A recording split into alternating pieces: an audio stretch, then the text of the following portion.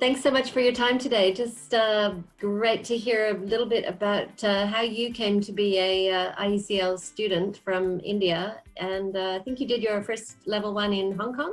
That's right, absolutely. I did a lot of research about IECL before joining IECL way back in 2014, if I'm right. And because coaching was always in my mind, and I thought I should do that with the best. We were looking out. In fact, I did a lot of searches, identified a couple of organizations, but then I found out primarily three aspects about IECL that suits me. Number one, I found the faculties, and most of them are MCCs then itself, and they're experts in that area in executive coaching. And number two, which I felt was the multiple locations, because my travel used to take me to Hong Kong and China and Singapore.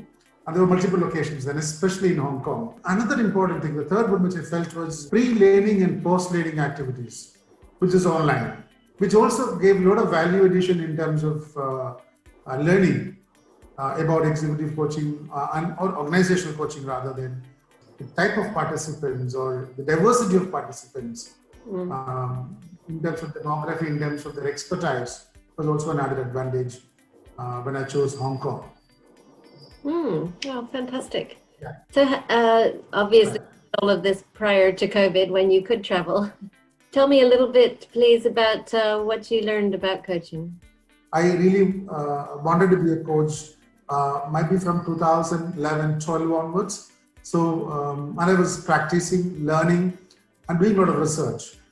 But it was incomplete most of the time because it's about you understand the techniques of it, and also it has to be, I wouldn't say taught, it should be handed over by somebody who is an expert, who really wants to give you the techniques and knowledge and the various the aspects of coaching. That is what I learned in Hong Kong. I was really thrilled because there's a lot of finer techniques about coaching. There are a lot of co-coaching activities. I mean, it is more of an activity-oriented session than rather just a monologue.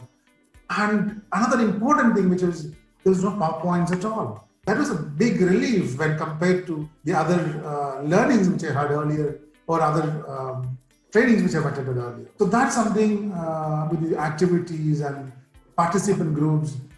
And I don't know if you know, in India, we call it Gurukul. Gurukul means you learn from the Guru directly, right? So that was something which I learned in IECL over the 3 sessions, level 1, level 2 and level 3. How is the coaching industry in India? It's very interesting. The Indian coaching industry is on the threshold of growing. It just started. We have a coaching community, I believe, way back from 2005-07, that period onwards. The executive coaching has not been recognized that much then. But eventually, we could see the surge of a requirement for executive coaches over a period of time. And especially qualified coaches. Okay, coaches who has, I would say, a good experience from reputed organization, well trained, and also with ICF accreditation. Earlier, there wasn't much of distinction because anybody could say, yes, I'm a coach. Yeah. But now they ask you, okay, where did you finish your coaching from? Number one, and number two, are you an ICS accredited coach?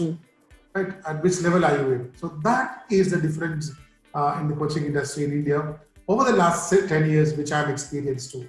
And so, Rajesh, what is next for you in your coaching journey?